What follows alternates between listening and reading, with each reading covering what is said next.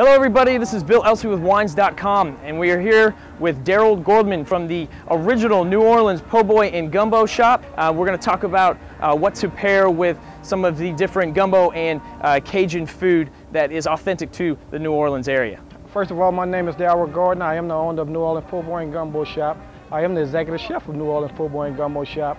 We've been around in Austin for 5 years. We came here by the way of Hurricane Katrina. In New Orleans, we had a catering company and a restaurant that we started like 10 years ago. Hurricane Katrina came and wiped it out. Ah. So we had to start all over. When we got to Austin, welcomed us with open arms. We started out doing festivals here. And all the guests at the festivals like, man, y'all have to have a storefront. Well, we wasn't fortunate enough to have a storefront.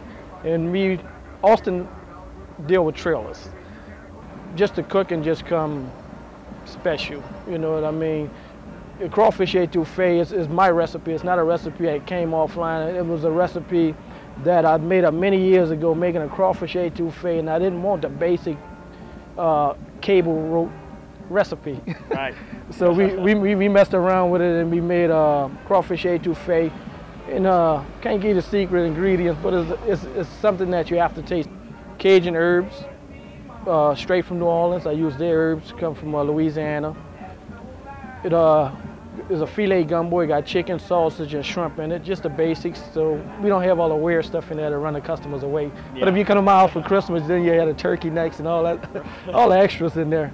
But we stay with the basics. So here we popular for the jambalaya, the Crawfish Etouffee, the red beans and rice that I prepared right before you guys got here, so y'all gonna really like that. Whenever you're pairing wine with gumbo or any type of different Cajun food, I think one of the things you really have to think about is the different herbal ingredients that go into it, some of the spiciness, and then also the seafood elements to it as well.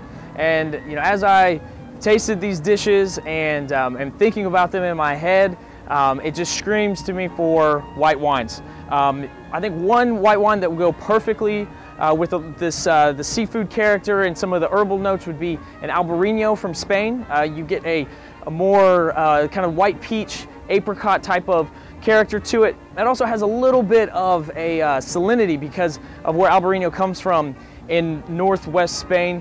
A little bit of that kind of sea spray character to it would go along well with the seafood and some of the different spice characteristics to it. Also, I think Sauvignon Blanc from New Zealand, you get kind of those green tones to it, nice acid. It's going to pair great with the seafood as well. But I really think something with a little bit of sugar, just a little hint of sweetness. Vouvray from France, which is from the Chenin Blanc grape, is going to have just a little hint of sweetness, also some nice acidity that's going to kind of cut through that spiciness. And then always kind of the tried and true with anything with a little bit of spice is off-dry Riesling, particularly from the Mosel area in Germany. It's going to have just a little bit of that residual sugar that's going to pair great with a little bit of the spicy and the herbal characteristics and the seafood.